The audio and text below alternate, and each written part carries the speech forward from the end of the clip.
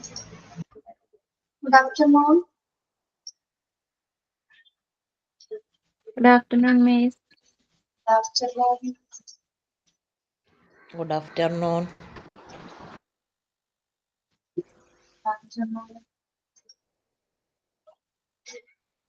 Good afternoon.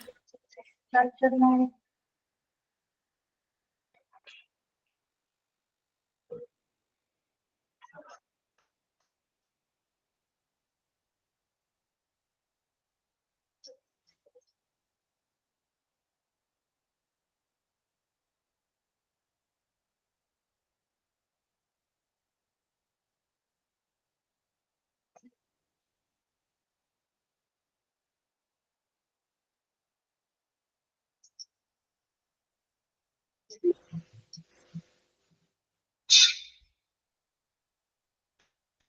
Good afternoon, ma'am. Good afternoon.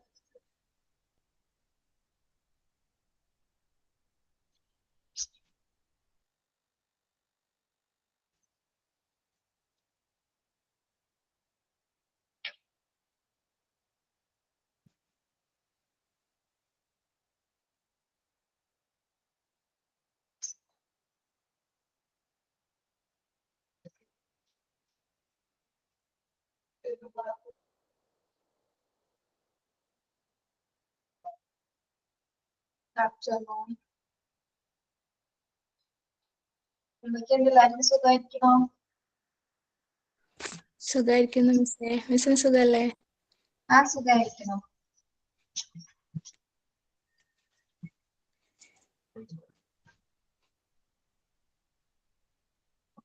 കുറച്ച് students കൂടി കയറട്ടെ കേട്ടോ. 27 പേരായിട്ടുള്ളൂ. ഓക്കെ മിസ്സേ.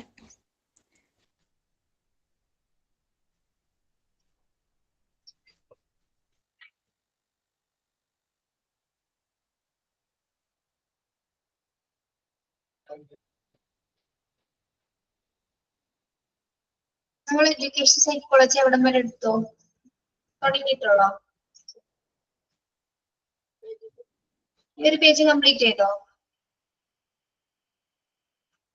ഇല്ല മാം. എവിടം വരെ എടുക്കാന്ന് പറയാമോ? ഞാൻ അടയാളപ്പെടുത്തിയില്ല, മറന്നുപോയി. ആ ലാസ്റ്റ് പാരഗ്രാഫിന് എടുക്കാൻ. ഈ പാരാഗ്രാഫ് അല്ല, അതിന്റെ മേലത്തെ first page. Education psychology help അവിടുന്ന്. യെസ്, അവിടുന്ന്.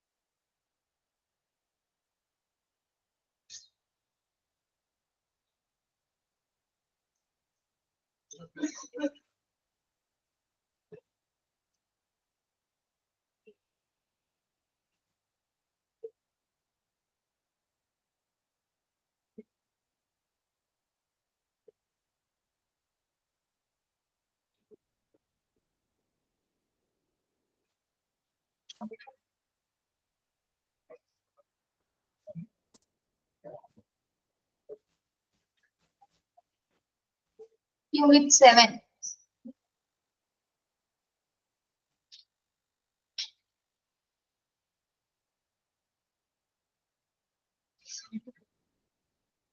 Prayer ആരാണ്? Prayer.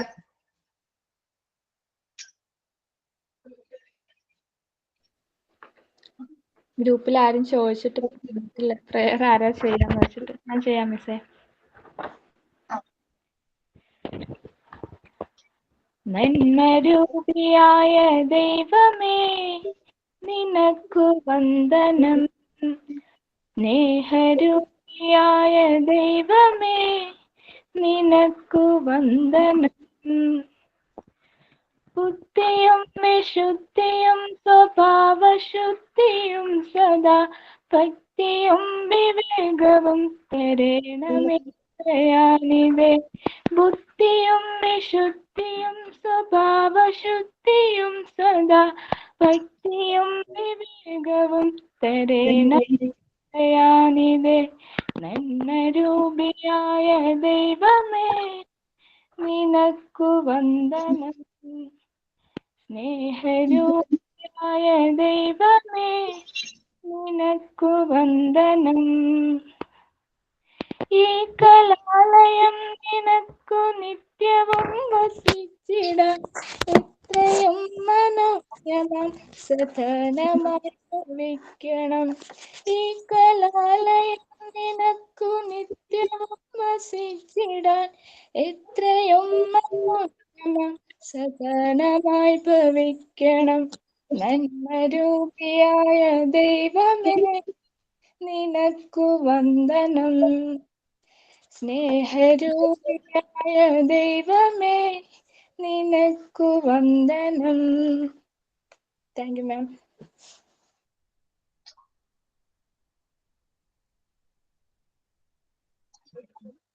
Okay. Signing Yes, ma'am. The greatest gifts we can give our children are the roots of responsibility and the wings of independence. ഞങ്ങളുടെ കുട്ടികൾക്ക് നാം നൽകുന്ന ഏറ്റവും മികച്ച സമ്മാനങ്ങൾ ഉത്തരവാദിത്തത്തിന്റെ വേരുകളും സ്വാതന്ത്ര്യത്തിന്റെ ചിറകുകളുമാണ്. Quotes by Maria Montessori, sign by Jishana. Okay. Good afternoon to all. Education psychology ആണ് നമ്മൾ എടുത്തുകൊണ്ടിരിക്കുന്നത്. കുറച്ച് കാര്യങ്ങൾ പറഞ്ഞിരുന്നു.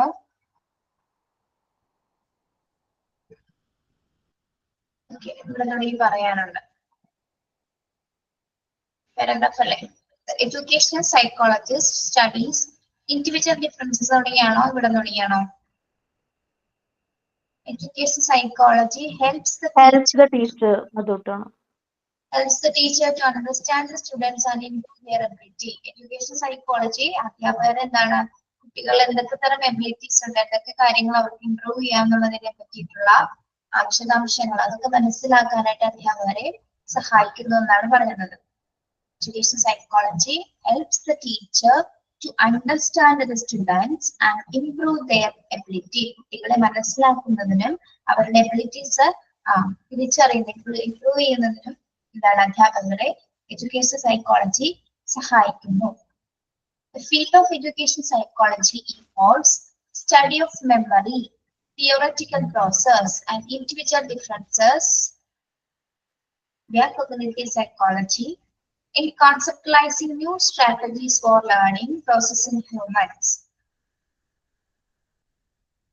Education psychology involve ചെയ്തിരിക്കുന്ന എന്തൊക്കെ കാര്യങ്ങളാണ്? സ്റ്റഡി ഓഫ് മെമ്മറി, മെമ്മറിയുമായി ബന്ധപ്പെട്ട കാര്യങ്ങൾ അല്ലേ. ദെൻ തിയോററ്റിക്കൽ പ്രോസസ്സ്, തിയറി ബേസിസ് ആയിട്ടുള്ള പ്രോസസ്സുകള്. ഇൻഡിവിജ്വൽ ഡിഫറൻസസ്, വ്യത്യാസങ്ങൾ പറയുമ്പോൾ അവിടെ കോഗ്നിറ്റീവ് സൈക്കോളജി അല്ലെ, വൈജ്ഞാനികമായിട്ടുള്ള മനഃശാസ്ത്രത്തെ കുറിച്ചുള്ള പഠനങ്ങൾ വരുന്നുണ്ട് അവിടെ, നമ്മൾ നേരത്തെ പഠിച്ചത്. Then in conceptualizing new strategies for learning processing humans. The concept basis അല്ലെ, ഒരു കോൺസെപ്റ്റ് എന്ന് പറഞ്ഞാൽ എന്താണ്? കോൺസെപ്റ്റ് മലയാളം ആശയം. യെസ്, ആശയ രൂപീകരണത്തിലും അതുപോലെ തന്നെ ന്യൂ സ്ട്രാറ്റജീസ് അല്ലെ, പുതിയ തരത്തിലുള്ള തന്ത്രങ്ങൾ പഠനത്തില് ലേണിംഗ് സ്ട്രാറ്റജിയില് പുതിയ തരം ലേണിംഗ് കോൺസെപ്റ്റുകളും ലേണിംഗ് സ്ട്രാറ്റജീസും ഒക്കെ കൊണ്ടുവരാനായിട്ട് അത്തരം കാര്യങ്ങളിലൊക്കെയാണ് എന്താ സൈക്കോളജി ഇൻവോൾവ് ആവുന്നത്. ഇതൊക്കെയാണ് study of memory, theoretical process, individual differences in conceptualizing new strategies for learning process of humans. അപ്പൊ ഇതൊക്കെ പുതിയ തരം പുത്തൻ പ്രവണതകളാണ്. ലേണിംഗ് സ്ട്രാറ്റജീസിന്റെ പുത്തൻ പ്രവണതകളാണ് എന്താ ഈ തിയററ്റിക്കൽ പ്രോസസ്സും ഇൻഡിവിജ്വൽ ഡിഫറൻസസും ഒക്കെ മനസ്സിലാക്കിയിട്ട് കുട്ടികളെ പഠിപ്പിക്കുക എന്നുള്ളത്. അത് എഡ്യൂക്കേഷൻ സൈക്കോളജിയിലാണെന്ന് കൂടുതലായിട്ട് ഉൾപ്പെടുത്തിയിരിക്കുന്നത്. Educators change teaching methods and environment so that the maximum number of students is served in the general education environment. Educators change teaching methods. Educators teaching methods change ചെയ്തല്ലേ, വ്യത്യസ്തമായിട്ടുള്ള മെത്തേഡ്സുകൾ. അതായത് മാക്സിമം നമ്പർ ഓഫ് പീപ്പിൾസിന്, maximum number of സ്റ്റുഡൻസിന് എന്താണ് ഒരു general education environment provide ചെയ്യുക. നല്ല രീതിയിൽ മെത്തേഡ്സുകൾ സ്വീകരിച്ച് ഒരു ജനറൽ ആയിട്ടുള്ള എഡ്യൂക്കേഷൻ എൻവയോൺമെന്റ് കുട്ടികൾക്ക് സെർവ് ചെയ്യാന്നുള്ളൊരു എന്താണ് ആ ഒരു ആശയമാണ് എഡ്യൂക്കേഷൻ സൈക്കോളജിയിലൂടെ അവര് വ്യക്തമാക്കുന്നത്. ഓക്കെ, നിങ്ങൾ അത് കേട്ടിരുന്നാൽ മതിയായിട്ട്, ഒരുപാട് പഠിക്കേണ്ട കാര്യങ്ങളൊന്നും ഇല്ല, അത് കേട്ടിരിക്കാം. അണ്ടർലൈൻ ചെയ്യേണ്ട ഭാഗങ്ങൾ അണ്ടർലൈൻ ചെയ്യാം കേട്ടോ. ഇൻവോൾവ് എന്നുള്ള ഭാഗത്തെ ഈ ഭാഗങ്ങളൊന്ന് അണ്ടർലൈൻ ചെയ്തേ. The field of psychology, education psychology involves study, memory, theoretical process, individual differences. അവിടെ അണ്ടർലൈൻ ചെയ്യാം കേട്ടോ.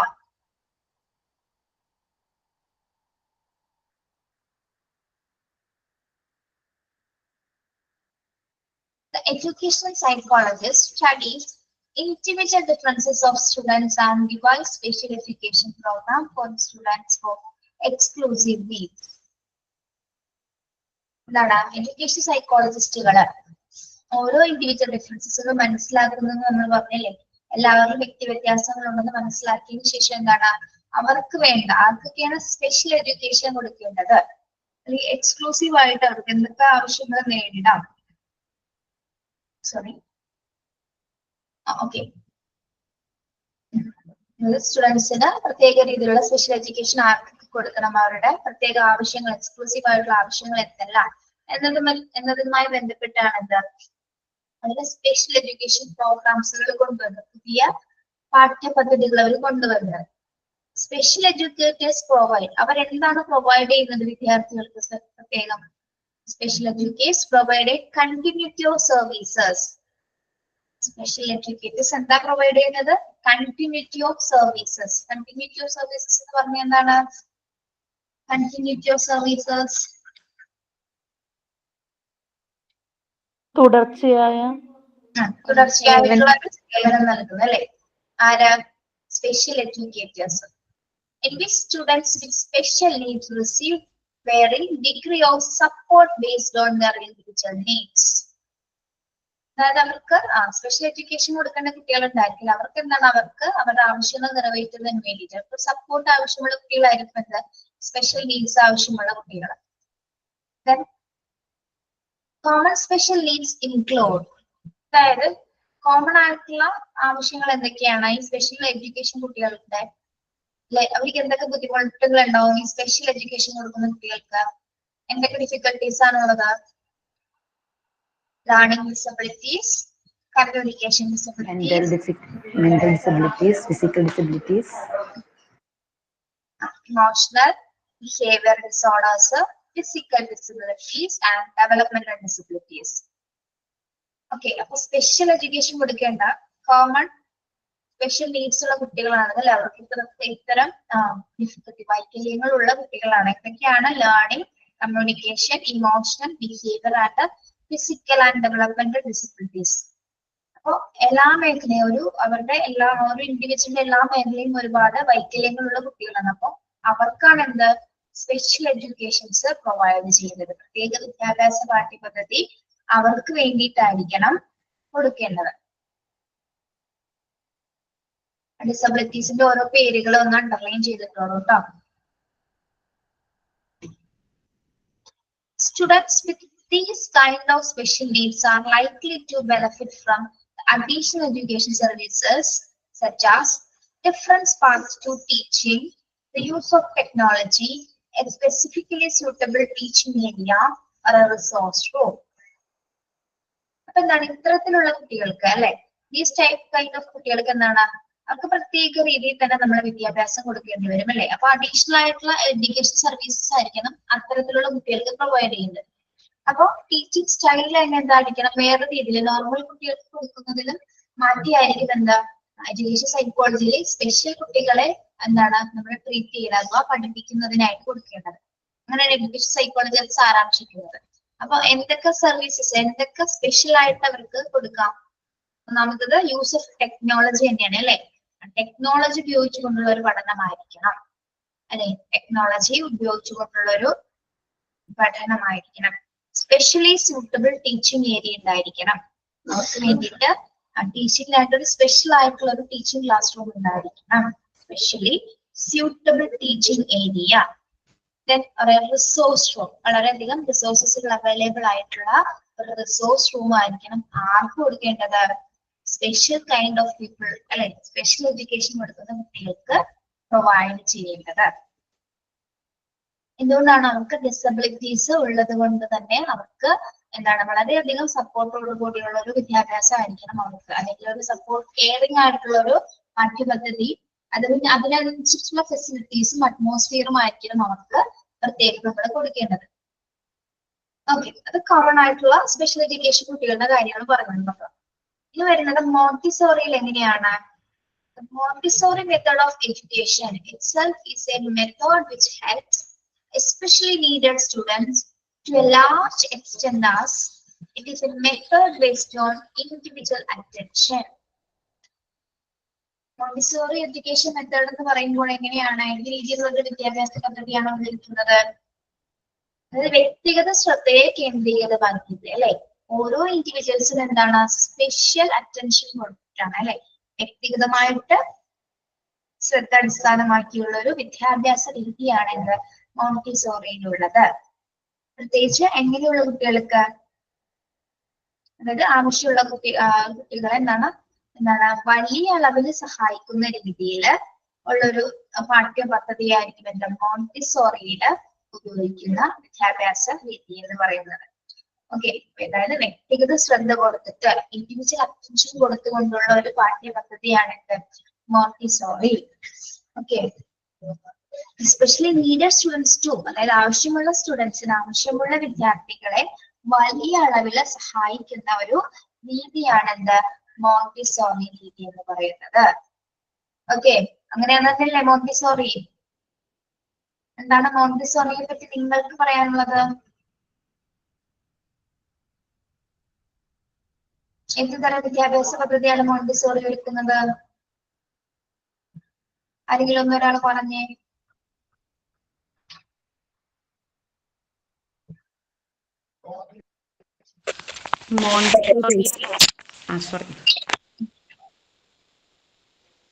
പറയൂ. കുട്ടികളുടെ മെന്റൽ ആയിട്ടും കൂടി ഡെവലപ്മെന്റും കൂടി എല്ലാം കൂടി കൂടിയിട്ടുള്ള ഒരു മെത്തേഡാണ് മോണ്ടിസോറി ഉണ്ടാക്കുന്നത്. അങ്ങനെയല്ലേ? തിയറി ബേസിനേക്കാളും കൂടുതൽ പ്രാക്ടിക്കൽ ആയിട്ടുള്ള, തിയറി ബേസിനേക്കാളും പ്രാക്ടിക്കൽ ആയിട്ടുള്ള മെത്തേഡാണ് മോണ്ടിസോറിയിൽ ഉപയോഗിക്കുന്നത്. ഓക്കെ, കുട്ടികളെ എങ്ങനെ അത് കേന്ദ്രീകരിക്കുന്നു? കുട്ടികളെ ഏത് രീതിയിലാണ് കുട്ടികളെ നിങ്ങൾ കേന്ദ്രീകരിച്ച് പഠിപ്പിക്കുന്നത്? എന്ത് മെത്തേഡ്സ് ഉപയോഗിച്ചിട്ട്? അവർ തന്നെ ലേൺ ചെയ്ത് പഠിക്കുക. സ്പെഷ്യൽ ആയിട്ട് ടീച്ചർ അല്ല അവരെ പഠിപ്പിക്കുന്നത്, അവർ തന്നെ ഓരോ ആക്ടിവിറ്റി ചെയ്ത് സെൽഫ് ആയിട്ട് പഠിക്കുകയാണ് ചെയ്യുന്നത്. അത് ഓരോ ഗ്രൂപ്പ് ആക്ടിവിറ്റി ആവും, എങ്ങനെ ആയാലും അങ്ങനെയാണ് മോണ്ടിസോറിയിൽ. മറ്റ് അല്ലാത്ത വിദ്യാഭ്യാസത്തിൽ ഗ്രൂപ്പ് ലേണിംഗ് ടീച്ചറാണ് അവരെ ഗൈഡ് ചെയ്യുന്നത്, ടീച്ചർ പഠിപ്പിക്കുന്ന കാര്യങ്ങളാണ് പഠിക്കുന്നത്. എന്നാൽ മോണ്ടിസോറിയിൽ അവർ ഓരോ 1 by 1 ഓരോ എക്സ്പെരിമെന്റും അതുപോലെ ഓരോ ആക്ടിവിറ്റീസും ഓരോന്ന് ചെയ്ത് സെൽഫ് ലേണിംഗ് ആണ് അവിടെ കൂടുതലും നടക്കുന്നത്.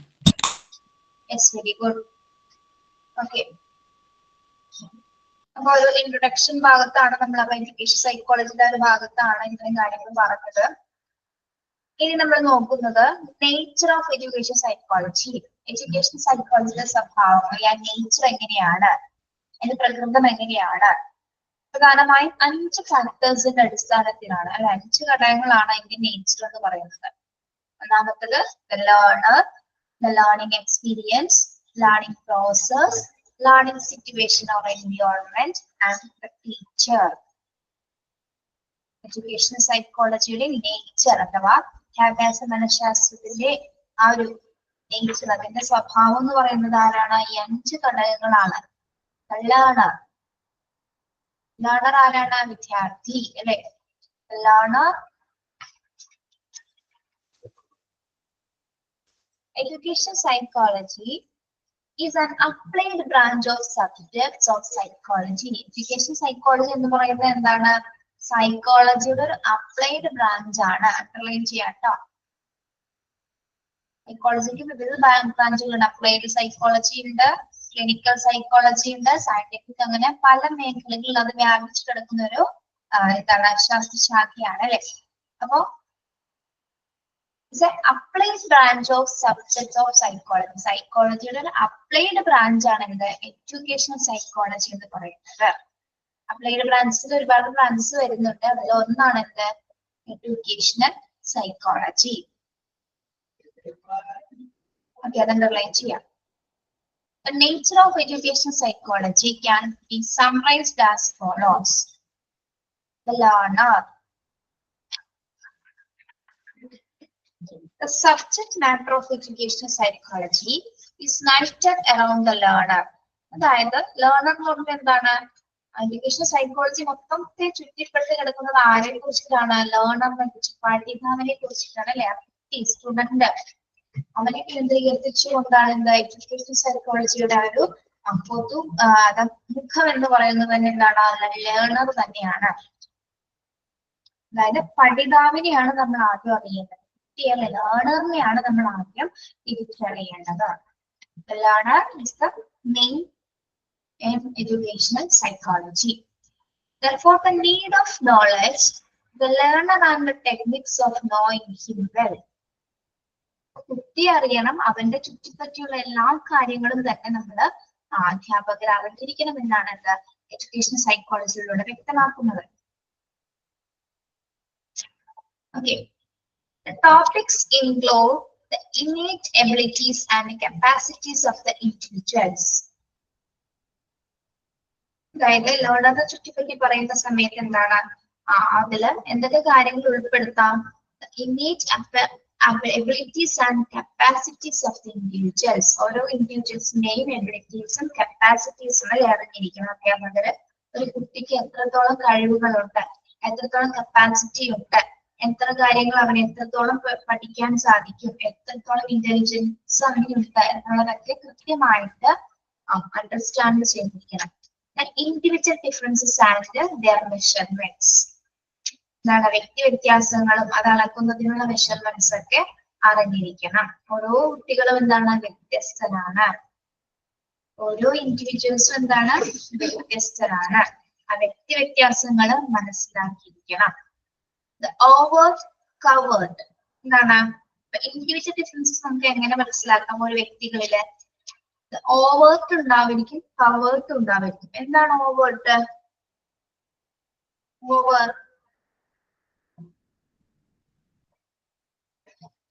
ഓവേർട്ട് എന്ന് വെച്ചാൽ എന്താണ്? അതായത് രണ്ട് തരത്തിലുള്ള സ്വഭാവ കുട്ടികൾ കാണിക്കും. ഒന്ന് ഉള്ളിലൊരു സ്വഭാവം ഉണ്ടായിരിക്കും, പുറമെ ഒരു സ്വഭാവം അല്ലേ?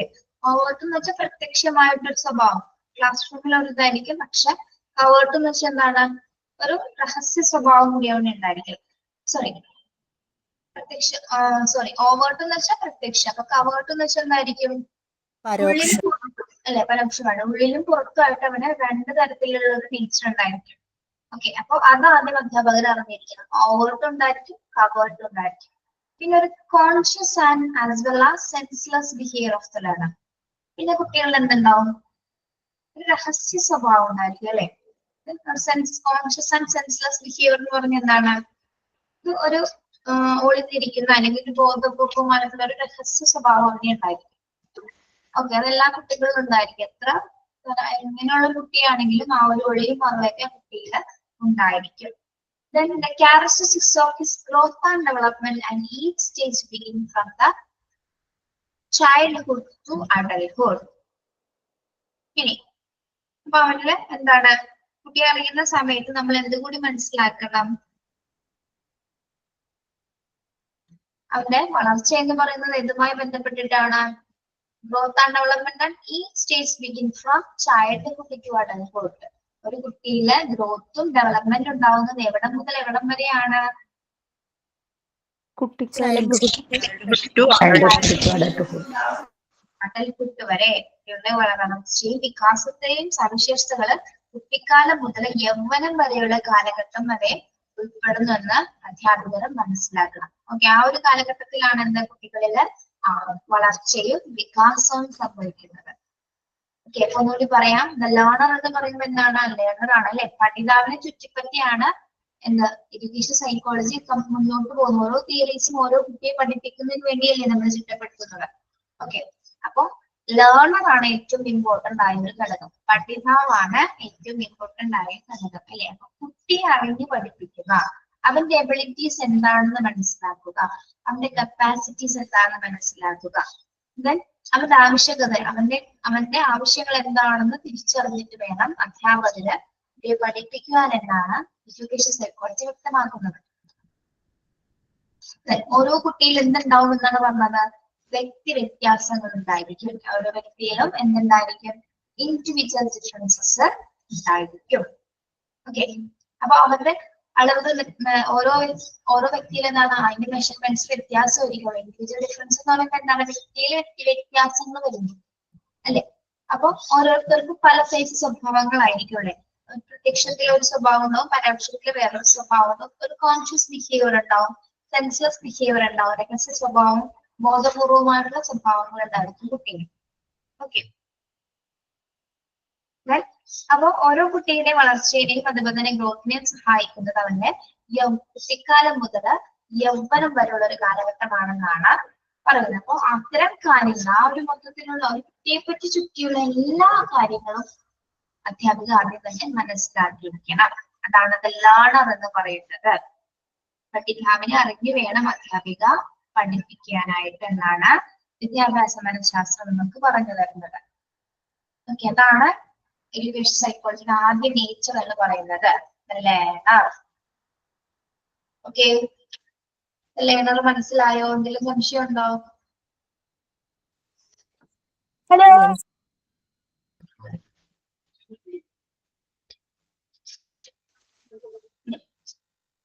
അപ്പൊ പഠിതാവിനെ അറിഞ്ഞു. ഇനി എന്താണ് നോക്കേണ്ടത്? Learning experience. എന്താണ് ലേണിംഗ് എക്സ്പീരിയൻസ്? പഠനാനുഭവം അല്ലെ, learning experience. Educational psychology helps in determining what learning experience are desirable at what stage of the growth and development of learner. So that these experience can be acquired with a greater ease and satisfaction. ഇനി learning experience. അപ്പൊ നമ്മൾ കുട്ടിക്ക് എന്ത് കൊടുക്കണം? നല്ല രീതിയിലുള്ള പഠനാനുഭവം കൊടുക്കണം അല്ലെ. നല്ല രീതിയിൽ എക്സ്പീരിയൻസ് ഉണ്ടാവാനായിട്ട്, നല്ല ലേണിംഗ് എക്സ്പീരിയൻസ് ഉണ്ടാവണമെങ്കിൽ എന്ത് കൊടുക്കണം? നല്ല രീതിയിലുള്ള ടീച്ചിങ് മെത്തേഡ്സുകൾ ഉപയോഗിച്ചിട്ട് നല്ല ആക്ടിവിറ്റീസ് ഒക്കെ കൊടുത്തിട്ടായിരിക്കണം കുട്ടികളെ പഠിപ്പിക്കാനായിട്ട്.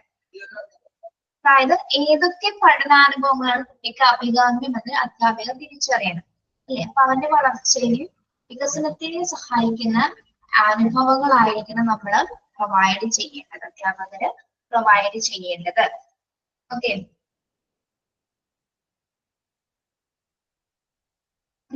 അപ്പൊ നല്ല ലേണിംഗ് എക്സ്പീരിയൻസ് കൊടുക്കുന്നത് വഴിയാണ് കുട്ടിയിൽ എന്തുണ്ടാവുന്നത്?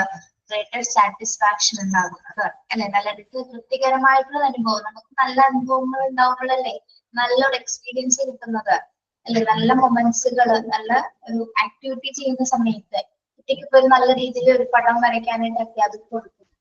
അപ്പൊ ആ ഒരു ആക്ടിവിറ്റി ചെയ്ത് കഴിയുന്നതിലൂടെ എന്താണ്? അവനത് വരയ്ക്കാൻ ഏബിൾ ആകുന്നു. അവന് തന്നെ എന്താണ്? ഒരു ഫീലിംഗ് ഹാപ്പിനെസ് അല്ലെ, ഒരു സാറ്റിസ്ഫാക്ഷൻ പറ്റും നല്ല രീതിയിൽ അവൻ വരയ്ക്കുകയാണെങ്കിൽ. ഓക്കെ, അതുപോലെ പല ആക്ടിവിറ്റീസ് കൊടുക്കുന്നതിനനുസരിച്ച് എന്താണ്? നല്ല പഠനാനുഭവങ്ങൾ ക്ലാസ്സിൽ കൊടുക്കുന്ന സമയത്ത് കുട്ടികൾക്ക് നമ്മളെക്കാൾ കൂടുതൽ, അധ്യാപകരെക്കാൾ കൂടുതൽ എന്താണ്? കുട്ടികൾക്കാണ് അതിന്റെ ആ ഒരു സന്തോഷം ഉണ്ടാവുന്നത്. അവർ സാറ്റിസ്ഫൈഡ് ആയിട്ടുള്ള ആക്ടിവിറ്റീസ് മാത്രമേ നമ്മൾ കൊടുക്കാൻ ശ്രമിക്കണം. നമ്മൾ മുന്നത്തെ ക്ലാസ്സിലൊക്കെ പറഞ്ഞിട്ടുണ്ട്, ഏത് ക്ലാസ്സിലാണോ കുട്ടികളുടെ ഇൻട്രസ്റ്റിനനുസരിച്ചുള്ള ലെസൺസുകൾ അല്ലെ, പാഠഭാഗങ്ങൾ അവരുടെ താല്പര്യങ്ങൾക്ക് അനുസരിച്ചിട്ട് വേണം തയ്യാറാക്കാൻ എന്നാണ് പാഠ്യപദ്ധതികളിൽ പറയുന്നത്. ഓക്കെ, എങ്കിൽ മാത്രമേ അല്ലെ നല്ല പഠനം, കുട്ടികളുടെ താല്പര്യങ്ങൾ അനുസരിച്ചുള്ള പാഠങ്ങൾ കൊടുത്താൽ മാത്രമേ എന്താണ് കുട്ടികൾ വളരെ ഇൻട്രസ്റ്റോടുകൂടി താല്പര്യത്തോടുകൂടി എന്താണ് ആ ക്ലാസ് അറ്റൻഡ് ചെയ്യുകയുള്ളൂ. ഓക്കെ, അപ്പോൾ എന്തൊക്കെ പഠനാനുഭവങ്ങളാണ് കുട്ടിക്ക് കൊടുക്കണമെന്ന് എന്താണ് ഏത് ഘട്ടത്തിലാണ് അത് കൊടുക്കുന്നത്, ഓരോ സ്റ്റേജിനനുസരിച്ചിട്ടായിരിക്കും നമ്മൾ കൊടുക്കുന്നത് അല്ലെ. ഓരോ ഡെവലപ്മെന്റൽ സ്റ്റേജിലായിരിക്കും ഓരോ കുട്ടികൾക്ക് ഓരോ പഠനങ്ങളെ കുറിച്ച് അല്ലെങ്കിൽ ഓരോ തിയറീസ് പറയുന്നതും അല്ലെങ്കിൽ അതിനെ കുറിച്ച് പഠിപ്പിക്കുന്നതൊക്കെ ഓരോ ഘട്ടത്തിലായിരിക്കും. അപ്പൊ അങ്ങനെ പ്രൊവൈഡ് ചെയ്യുമ്പോൾ കുട്ടികളിൽ എന്തുണ്ടാവുന്നു, നല്ലൊരു ലേണിംഗ് എക്സ്പീരിയൻസ് അവർക്ക് കിട്ടുകയാണ്, നല്ല പഠനാനുഭവം കിട്ടും. അപ്പൊ അതാണ് എഡ്യൂക്കേഷൻ സൈക്കോളജിയുടെ രണ്ടാമത്തെ നേച്ചർ, ലേണിംഗ് എക്സ്പീരിയൻസ്, മികച്ച പഠനാനുഭവം. ഓക്കെ, രണ്ടാമത്തത് ക്ലിയർ ആണോ?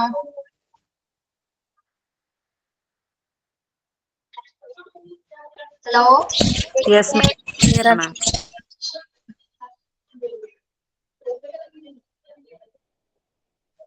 Then the learning process. പഠന പ്രക്രിയ. പഠിതാവിനെ അറിഞ്ഞു, നല്ല പഠനാനുഭവങ്ങളുണ്ട്. പഠന പ്രക്രിയ എങ്ങനെയായിരിക്കണം? Learning process. ഒരാളൊന്ന് വായിക്കാമോ മൂന്നാമത്തെ പോയിന്റ്? Yes, ma'am.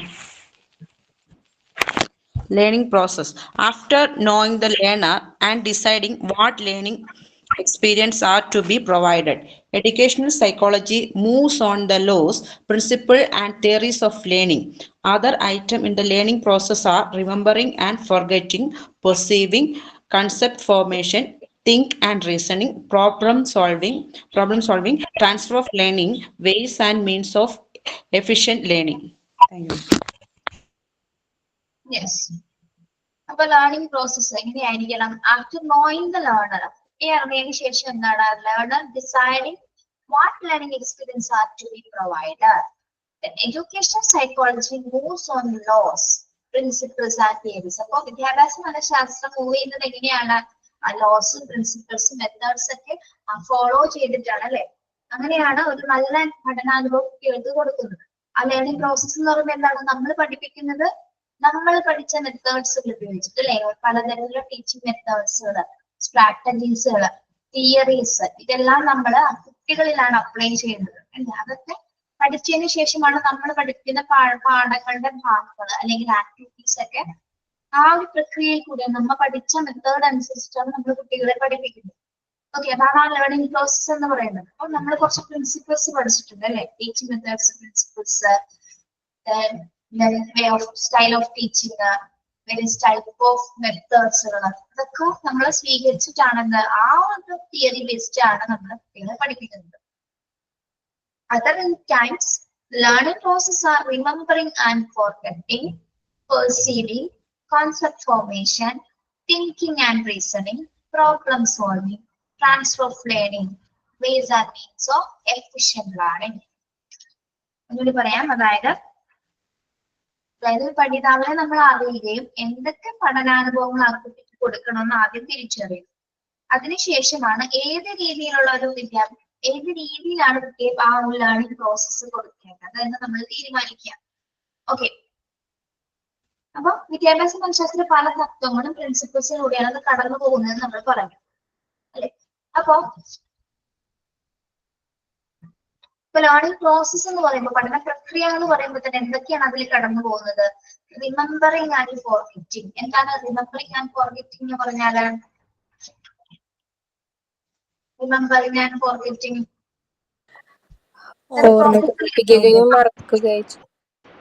ഓർക്കുകയും മറക്കുകയും ചെയ്യുന്നു. അതൊരു പ്രോസസ്സാണ്, ലേണിംഗ് പ്രോസസ്സാണ് അല്ലെ. റിമെമ്പർ ചെയ്യുന്നു, ഫോർഗെറ്റിംഗ് ചെയ്യുന്നു. പെർസീവ് ചെയ്യാന്ന് പറഞ്ഞാൽ എന്താ? പെട്ടെന്ന് ഗ്രഹിക്കുന്നു. ഓക്കെ, കോൺസെപ്റ്റ് ഫോർമേഷൻ, ആശയങ്ങളെ രൂപീകരിക്കുന്നു അല്ലെ. പഠനത്തിലൂടെ നമ്മൾ ആ ലേണിംഗ് പ്രോസസ്സിൽ നമ്മൾ പഠിപ്പിക്കുന്ന സമയത്ത് എന്താണ് കോൺസെപ്റ്റ് ഫോർമേഷൻ ചെയ്തിരിക്കുന്നു. Then thinking and reasoning. എന്താണ് തിങ്കിങ് ആൻഡ് റീസണിങ്? ചിന്തയും യുക്തിയും നിറഞ്ഞു. ചിന്തയും ന്യായവാദവും. ചിന്തയും ന്യായവാദവും. റീസണിങ് ചിന്തിക്കാനും കൈകാര്യം ചെയ്യാനും അങ്ങനെ ചിന്തിക്കാനും കൈകാര്യം ചെയ്യാനും നമ്മൾ ആ ലേണിംഗ് പ്രോസസ്സിലൂടെ പഠിക്കുന്നു അല്ലെ കുട്ടികളെ.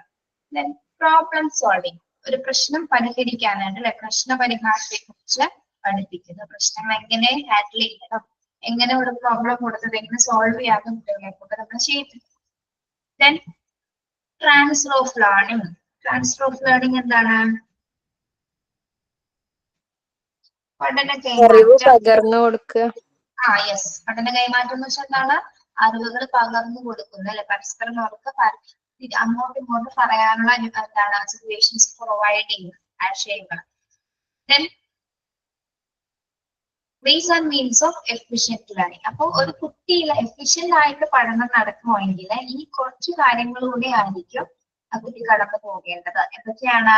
ഒന്ന്, remembering and forgetting, perceiving, concept formation, underline ചെയ്യണേ, concept formation, thinking and reasoning, problem solving, transfer of learning. And these are the ways and means of efficient learning.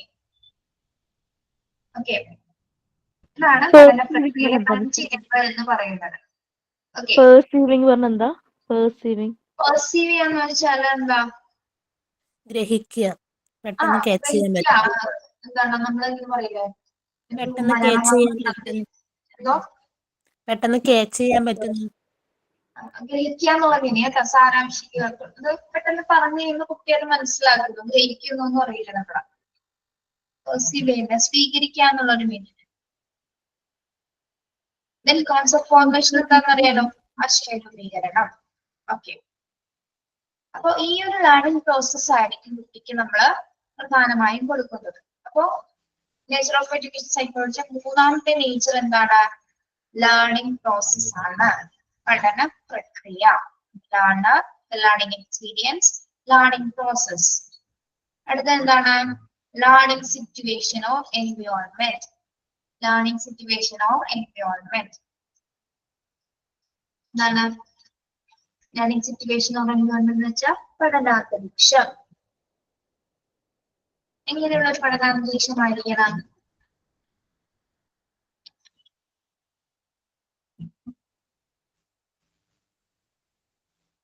Here we deal with the environmental factors and learning situations which comes in the middle between the learner and the teacher. Topic like classroom climate and group dynamic, techniques and aids that facilitate learning and evaluation, technique and practices, guidance and counseling, etc. for the smooth functioning of the teaching learning process. നമ്മളൊക്കെ കുട്ടി അറിഞ്ഞ് അവന് നല്ല അനുഭവം കൊടുക്കണം, നല്ല learning പ്രോസസ്സിലൂടെ അവൻ കടന്നു പോകണം. പക്ഷെ എന്താണ്, അവനെ ഒരു ചുറ്റുപാട് കൂടി ഉണ്ടായിരിക്കണം അല്ലെ, നല്ലൊരു പഠനാന്തരീക്ഷം കൂടി കുട്ടിക്ക് പ്രൊവൈഡ് ചെയ്യേണ്ടി വരും അല്ലെ. അവനിരിക്കുന്ന പഠിക്കുന്ന ആ ഒരു ചുറ്റുപാട് നല്ല രീതിയിലായിരിക്കണം. അതായത് പഠന സാഹചര്യം അല്ലെങ്കിൽ അവന്റെ പഠന പരിസ്ഥിതി എങ്ങനെയായിരിക്കണം?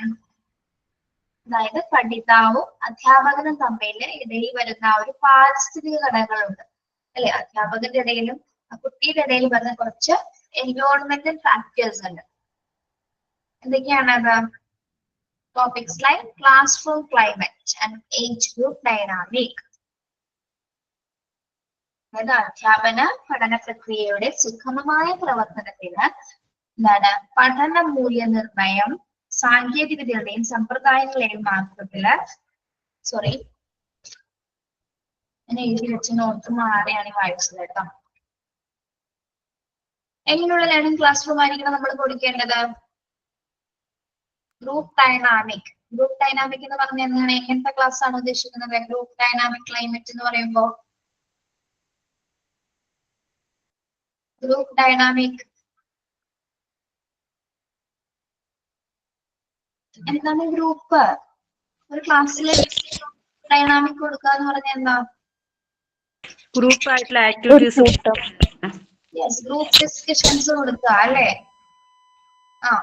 നല്ലൊരു എൻവയോൺമെന്റ് അല്ലെ കുട്ടികൾക്ക്. അത് പരസ്പരം അവരുടെ ആശയങ്ങൾ അങ്ങോട്ടും ഇങ്ങോട്ടും അഭിപ്രായങ്ങൾ കൈമാറ്റം ചെയ്യുന്നതിനും ഒരു ടോപ്പിക്കുമായി ബന്ധപ്പെട്ടിട്ടുള്ള എല്ലാ പോയിന്റ്സും രൂപീകരിക്കുന്നതിനും അത് അവതരിപ്പിക്കുന്നതിന് കുട്ടികളെ ആ ഒരു ഗ്രൂപ്പ് ഡിസ്കഷൻ മെത്തേഡ് അല്ലെങ്കിൽ ഗ്രൂപ്പ് ഡൈനാമിക് മെത്തേഡ് എന്താണ് കുട്ടികളെ ഏറ്റവും കൂടുതൽ സഹായിക്കുന്നുണ്ട്. Techniques and facilities learning and evaluation. പല പല ടെക്നിക്സുകൾ ക്ലാസ്സിൽ പ്രൊവൈഡ് ചെയ്യുന്നു അല്ലെ. ഇപ്പൊ നോക്കിയാൽ എന്താണ് സ്മാർട്ട് ക്ലാസ് റൂംസ് കാണില്ല അല്ലെ. കുട്ടികൾക്ക് എന്താണ് വീഡിയോസ് ഓഡിയോസ് ഒക്കെ സുലഭമായിട്ട് നേരിട്ട് തന്നെ ലൈവായിട്ട് കണ്ട് പഠിക്കാനുള്ള ഒരു അനുഭവം ഉണ്ട്. അപ്പൊ നല്ല ഫെസിലിറ്റീസ്, നല്ല ക്ലാസ് റൂം ഫെസിലിറ്റീസ് ഒരുക്കി കൊടുക്കുക. അതുപോലെ തന്നെ എന്താണ് ടെക്നിക്സ് ആൻഡ് പ്രാക്ടീസസ്, പല രീതിയിലുള്ള വിദ്യാഭ്യാസ ടെക്നിക്സുകളും അത് പരിശീലിപ്പിക്കുകയും അതുപോലെ തന്നെ എന്താണ് ഗൈഡൻസ് ആൻഡ് കൗൺസിലിംഗ് കൊടുക്കുക കുട്ടികൾക്ക്. ഗൈഡൻസ് ആൻഡ് കൗൺസിലിംഗ് എന്ന് പറഞ്ഞാൽ എന്താണ്, അതായത് പല രീതിയിലുള്ള മാർഗനിർദ്ദേശങ്ങളും കൗൺസിലിംഗും കൊടുക്കുക. പല രീതിയിലുള്ള മാർഗനിർദ്ദേശങ്ങളും ഗൈഡൻസ്, അതായത് ഗൈഡൻസ് ആൻഡ് കൗൺസിലിംഗ് എന്താണ്, നമ്മൾ ആ കുട്ടികളെ കൂടുതൽ മോട്ടിവേറ്റ് ചെയ്യുന്ന രീതിയിലുള്ള ഡയറക്ഷൻസ് പ്രൊവൈഡ് ചെയ്യണം അല്ലെ. അവരെ കൂടുതൽ എന്താണ് കോൺഫിഡൻസ് ഉള്ളവരാക്കി മാറ്റാനായിട്ടാണ് നമ്മൾ ഗൈഡൻസ് ആൻഡ് കൗൺസിലിംഗ് കൊടുക്കുന്നത്. ഓക്കെ, അപ്പൊ ഇത്തരം കാര്യങ്ങൾ ഒരു ക്ലാസ് റൂമിൽ ഒരുക്കുന്നത് വരെ, ക്ലാസ് റൂം അന്തരീക്ഷം നല്ലതാക്കുന്നത് വരെ, അതായത് നല്ല ഗ്രൂപ്പ് ഡൈനാമിക് ആക്ടിവിറ്റീസുകൾ, പലതരത്തിലുള്ള ടെക്നിക്സ് ഉപയോഗിച്ച് techniques practices, guidance and councils ഒക്കെ കൊടുക്കുന്ന സമയത്ത് എന്താണ് ആ കുട്ടിക്ക് അവന്റെ ആ ഒരു ചുറ്റുപാട്, അവന്റെ ആ പഠനാന്തരീക്ഷം എന്താണ് കുറച്ചും കൂടി സൂട്ടബിൾ ആയിരിക്കും, വളരെ സ്മൂത്ത് ആയിട്ട് ആ ലേണിംഗ് പ്രോസസ് അവിടെ നടക്കാൻ സാധിക്കുന്നു. അല്ലാതെ ക്ലാസ് മുറിയിൽ ഒന്നും കൊടുക്കാതെ വെറുതെ ടീച്ചറുള്ള ലെക്ചർ ക്ലാസ് മാത്രമാണ് എടുത്തുകൊണ്ടിരിക്കുകയാണെങ്കിൽ എന്താണ് കുട്ടികൾക്ക് നല്ലൊരു ചുറ്റുപാട് ഉണ്ടായിരിക്കില്ല അല്ലെ. വെറുതെ ഒരു ക്ലാസ് കുഞ്ഞുങ്ങള് ടെക്സ്റ്റ് ബുക്ക് നോക്കി വെറുതെ പഠിച്ചുകൊണ്ടിരിക്കുന്നു. അവിടെ എന്താണ് അവർക്ക് നല്ലൊരു എൻവയോൺമെന്റ് ചുറ്റും കിട്ടുന്നില്ല, നല്ല ഫെസിലിറ്റീസ് അവിടെ കിട്ടുന്നില്ല, ടെക്നിക്സുകളും എയ്ഡ്സുകളും ടെക്നോളജീസ് ഒന്നും ഉപയോഗിക്കുന്നില്ല. അപ്പൊ എന്താണ് കുട്ടികൾക്ക് നല്ലൊരു ലേണിംഗ് സിറ്റുവേഷൻ ഉണ്ടാകുന്നില്ല അവിടെ. ഓക്കെ, അപ്പോ ഒരു അധ്യാപനത്തിന്റെ ലേണിംഗ് പ്രോസസ്സിന്റെ സ്മൂത്ത് ആയിട്ടുള്ള ഫംഗ്ഷനിങ്ങിന് നല്ല എൻവയോൺമെന്റ് കുട്ടികൾക്ക് പ്രൊവൈഡ് ചെയ്യുക എന്നതാണ് എന്താണ് എഡ്യൂക്കേഷൻ സൈക്കോളജിയുടെ നേച്ചർ എന്ന് പറയുന്നത്. ഓക്കെ, അവസാന നേച്ചർ ആണ് ആരാ, ടീച്ചർ. എന്തായിരിക്കും ടീച്ചറിന്റെ റോള്? ടീച്ചർ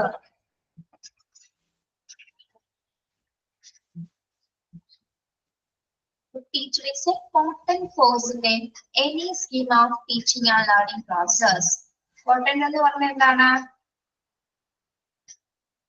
Potent, ശക്തമായ ഫോഴ്സ് അല്ലെ. Potent means ശക്തമായ, അതിന് വളരെ ഇമ്പോർട്ടന്റ് ആയ.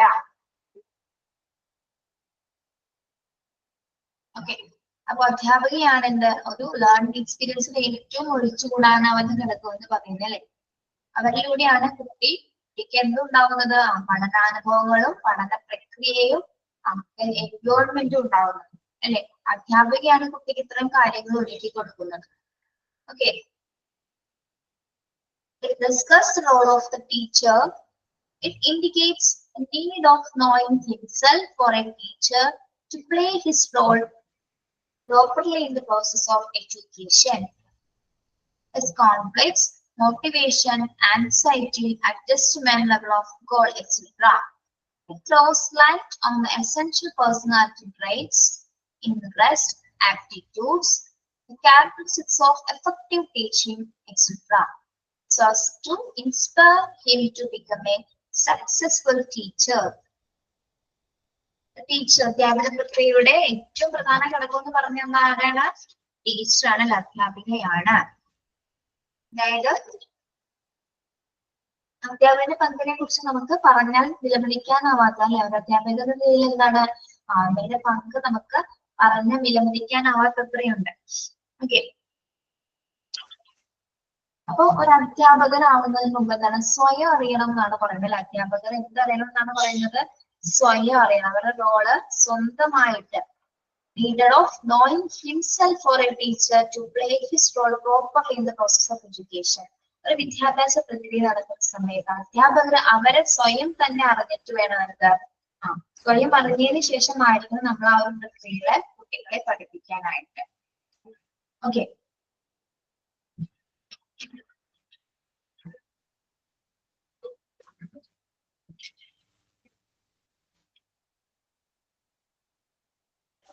ഓക്കെ, അപ്പൊ അധ്യാപകരെ സംബന്ധിച്ചിടത്തോളം എന്താണ് സ്വന്തമായി അറിയണമെന്ന് പറഞ്ഞല്ലോ. അപ്പൊ എന്തൊക്കെ കാര്യങ്ങളായിരിക്കും? conflicts, motivations, anxiety, adjustment, level of call etcetera. എന്താ പറയുന്നത്? കോൺഫ്ലിക്ട്സ് എന്ന് പറയുമ്പോ എന്താ? കോൺഫ്ലിക്ട്സ്, സംഘർഷം.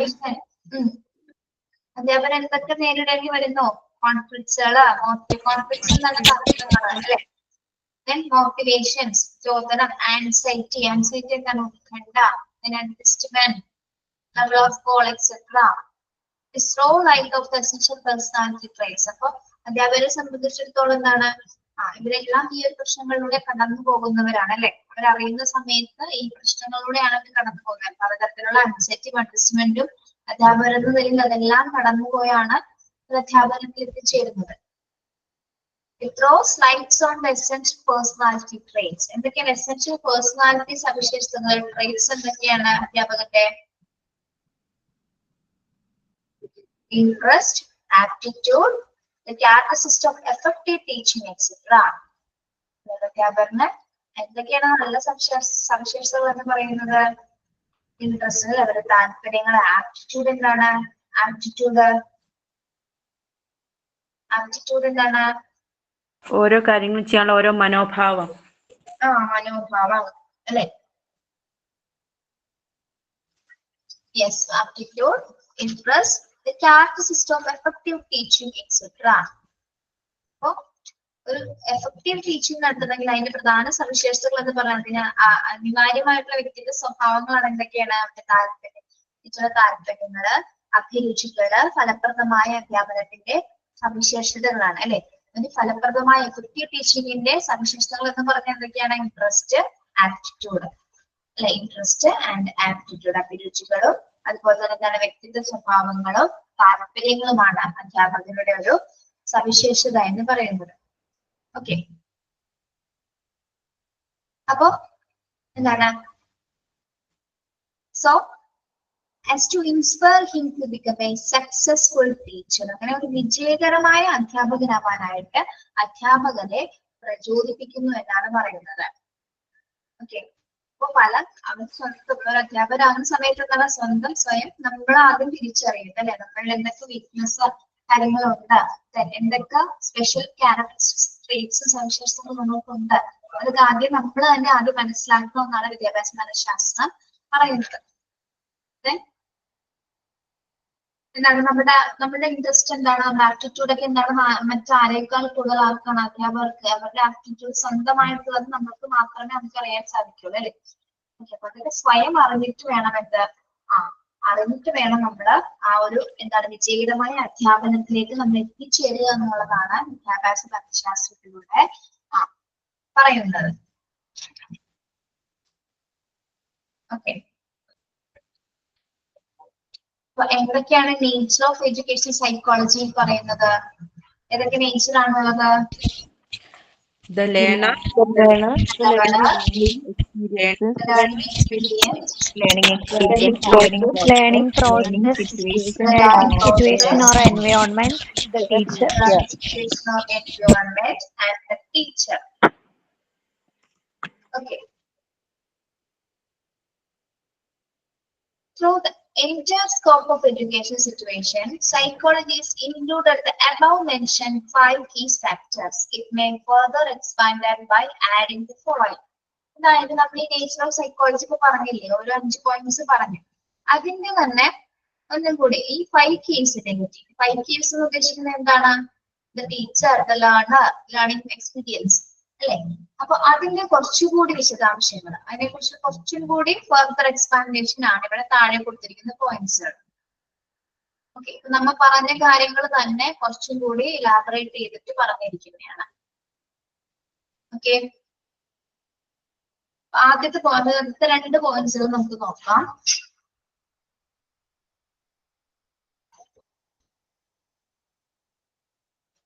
The entire scope of education psychology എന്ന ഭാഗമാണ് അണ്ടർലൈൻ ചെയ്തേ. Entire scope of education situations.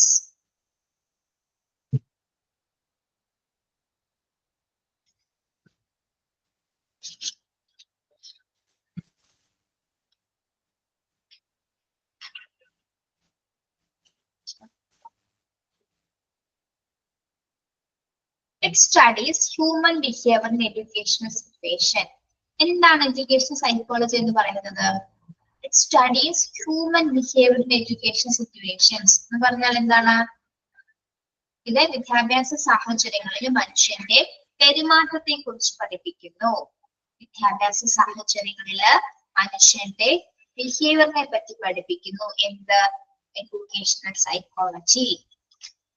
Studies human behavior in education situations. Psychology is the study of behavior, and education deals with the alteration of behavior. Hence, educational psychology prevails the whole field of education.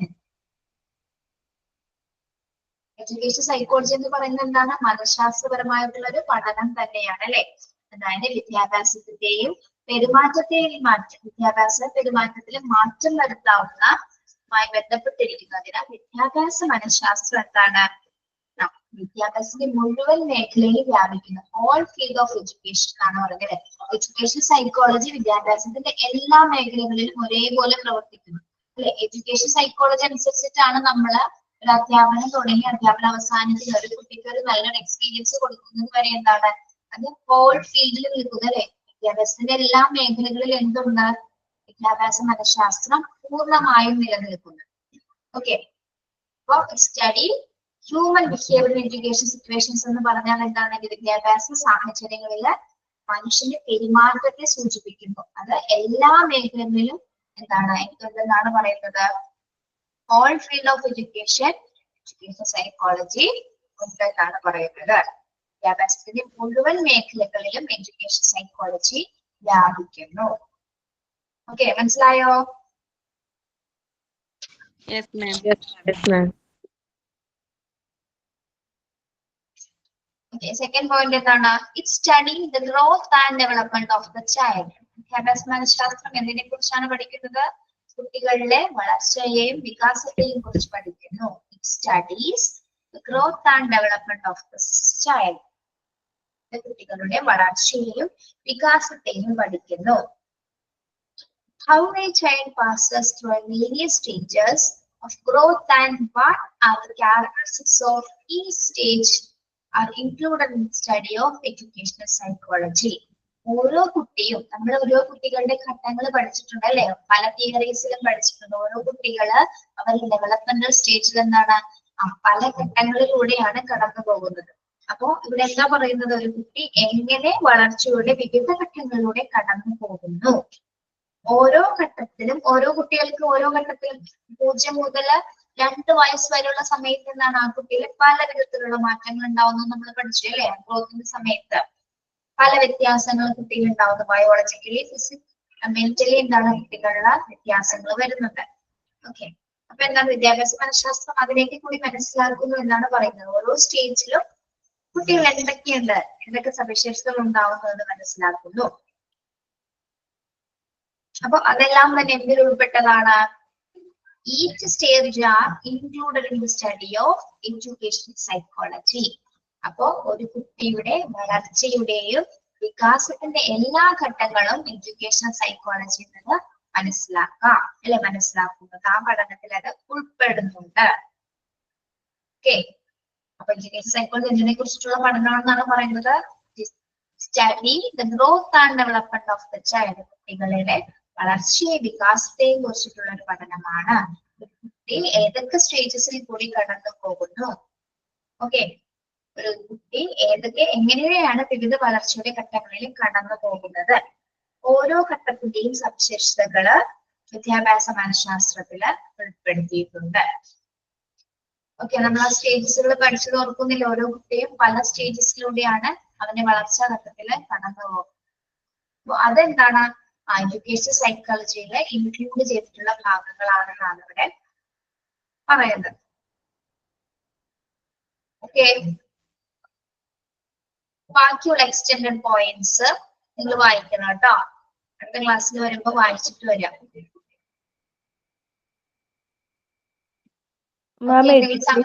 ചോദിക്കാം.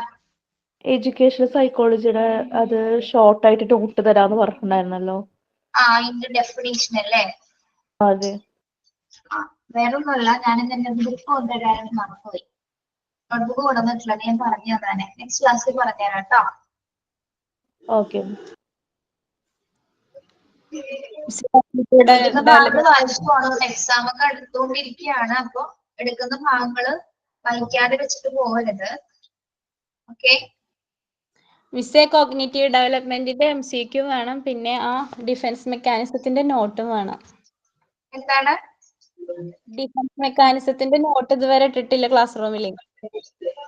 ഇല്ല, നിങ്ങൾ ഇട്ട് തന്നില്ലെങ്കിൽ Google class റൂമിൽ ചോദിച്ചില്ലേ നിങ്ങള്? ഇല്ല, അതെങ്ങനെ? അതില് മെസ്സേജ് അയച്ച് ചോദിക്കേ? ഡിഫൻസ് മെക്കാനിക്സിന്റെ നോട്ട്സ് ഇടാൻ പറഞ്ഞാൽ മതി. ഞാൻ പറഞ്ഞിട്ടുണ്ടായിരുന്നു, എന്താ ഇടാത്തതെന്ന് അറിയില്ല.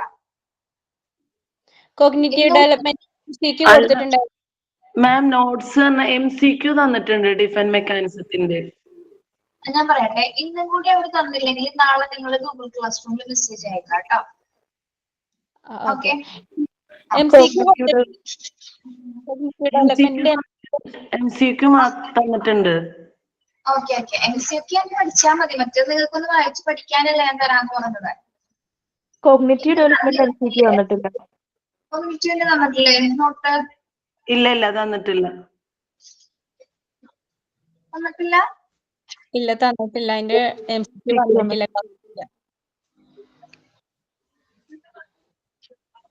കോഗ്നിറ്റീവ് ഡെവലപ്മെന്റിന് തന്നിട്ടില്ല അല്ലേ? ഇല്ല. നോക്കണോട്ടോ, തന്നിട്ടുണ്ടല്ലോ. അപ്പൊ ഞങ്ങളിൽ ആരുടെങ്കിലും ഒരാഴ്ച കഴിഞ്ഞ ആഴ്ച ഞങ്ങൾ എല്ലാവരുടെയും നോക്കി, ആരുടെയും വന്നിട്ടില്ല. 55 വന്നിട്ടില്ല. ഓക്കെ, ചെക്ക് ചെയ്തിട്ട് വിടാട്ടോ. ഓക്കെ, സൈൻ ഇൻ ചെയ്തോളൂ, സൈൻ ഔട്ട് ചെയ്തോളൂ. Yes, ma'am. Happiness is പക്ഷെ കേൾക്കുന്നില്ല. okay, ma'am. പറഞ്ഞോ.